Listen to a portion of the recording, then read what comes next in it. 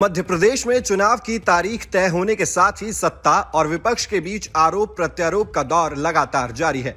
जहां एक तरफ कांग्रेस नेता दिग्विजय सिंह ने सीएम शिवराज सिंह चौहान के कन्या पूजन को नौटंकी बताकर बीजेपी को हिंदू भावनाओं का अपमान करने जैसा मुद्दा दे दिया, वहीं दूसरी तरफ पूर्व सीएम और कांग्रेस नेता कमलनाथ ने बुधवार को जनता से कई ऐसे वादे कर दिए जिनमें ज्यादातर हिंदू समुदाय से संबंधित थे।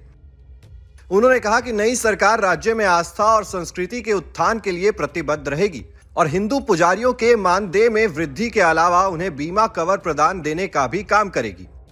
कमलनाथ की इस घोषणा को लेकर केंद्रीय मंत्री प्रहलाद पटेल ने उन पर निशाना साधा है।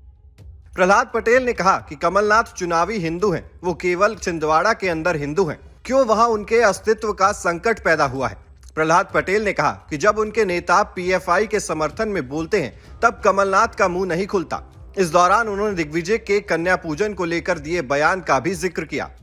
प्रहलाद पटेल ने कहा कि अभी कल ही दिग्विजय सिंह जी ने कन्या पूजन का मजाक उड़ाया था, लेकिन इस पर कमलनाथ का कोई बयान नहीं आया। केंद्रीय मंत्री ने साफ कहा कि कमलनाथ इस जन्म में हिंदू नहीं बन पाएंगे। कमलनाथ जी चुनावी हिंदू हैं, छिंदवाड़ा के भीतर हिंदू है, क्योंकि वहां उनका अस्तित्व का संकट पैदा हुआ है।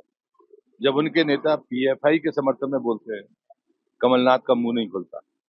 अभी कल ही दिग्विजय सिंह जी ने कन्या पूजन का मजाक उड़ाया, कमलनाथ का कोई बयान नहीं है। ये चुनावी हिंदू है।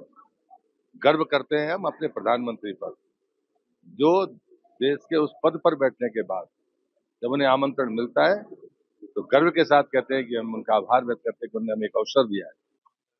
आध्यात्मिकता, परंपराओं का पालन, विरासत के प्रति गर्व करना, ये भारतीय जनता पार्टी से सीखना पड़ेगा। इस जन्म में कमलनाथ हिंदू नहीं बन पाएंगे। बता दें कि इस बार के मध्य प्रदेश विधानसभा चुनाव में प्रहलाद पटेल को भी टिकट मिला है। वो राज्य की नरसिंहपुर सीट से मैदान में है।